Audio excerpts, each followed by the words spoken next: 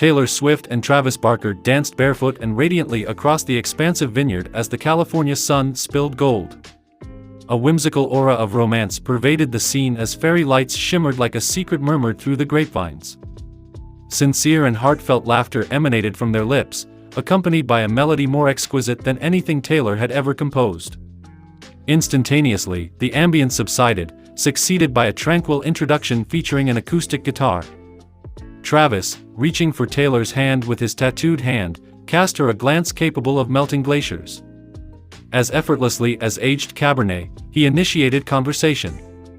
"Taylor," he said with an impassioned tone in his voice, "the finest harmony of my life has been spent over the past few years with you.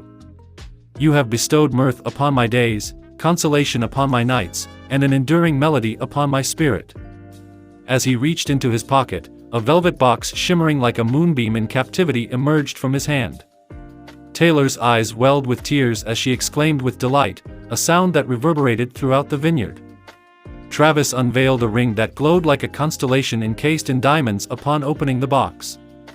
"Allison Taylor Swift," he continued with a slight tremble in his voice, "will spend eternity with me and make me the happiest man on earth?"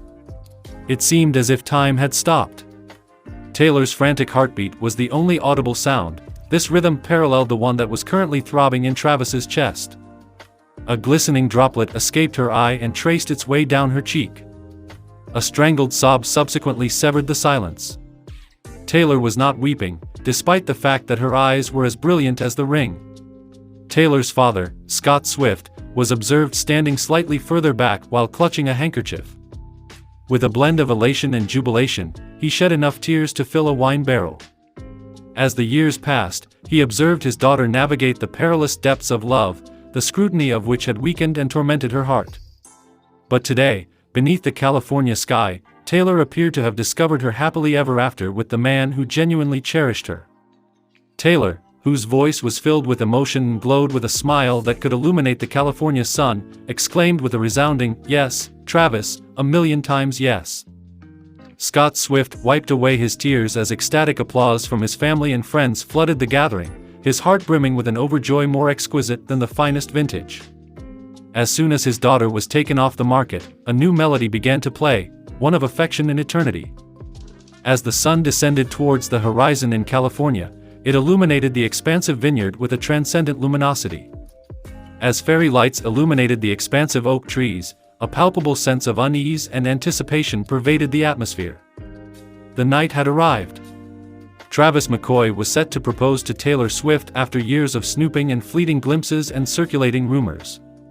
Taylor fidgeted with a strand of her hair inside the opulent villa designed in the Tuscan style, her heart a hummingbird entrapped in her bosom. Andrea, her mother, was preoccupied with her champagne silk gown, which glistened like moonlight on water. Andrea exclaimed, "There you have it," pausing to appreciate her daughter. "My Taylor, all grown up." Andrea was on the verge of shedding a tear when Taylor Swift, her ever-supportive father, Scott Swift, embraced her.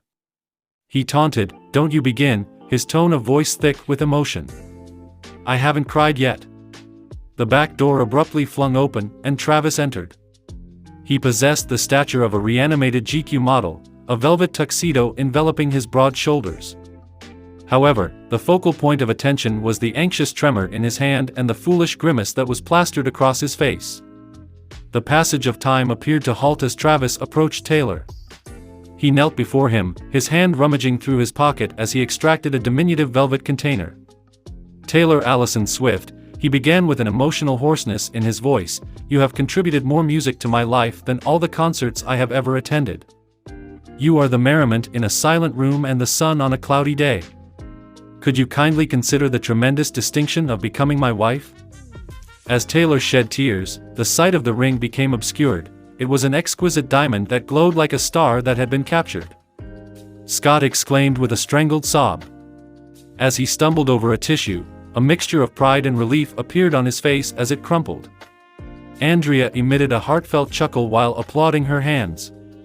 Taylor realized it at that instant, awash in the comforting illumination of the fairy lights and the affection that encircled them. It was not merely a proposal, it marked the beginning of a lovely eternity. With an abundance of emotion in her voice, she murmured, "Yes, Travis, a million times yes." With the eruption of applause and Travis affixing the ring to her finger, Scott at last permitted his emotions to unwind. Even though he was not the one groveling, his little girl was no longer his little girl tonight. He was ecstatic that she was a woman, the prospective spouse of his. Throughout the evening, there was an abundance of dancing, merriment, and toasts to the newlyweds.